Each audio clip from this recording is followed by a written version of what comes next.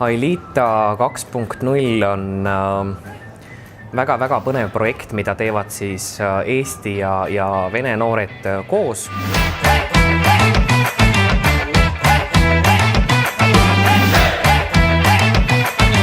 Noorte muusikaliga me tähistame Eesti Vabariigi 100. sünnipäeva, tuues kokku noori üle kogu Eestimaa. Mina muusikali juures panen inimesi põlema, teen pauku, teen särtsu, teen mürtsu ja selle muusikalist võidki oodata väga palju erinevaid põnevaid, ootamatuid eriefekte.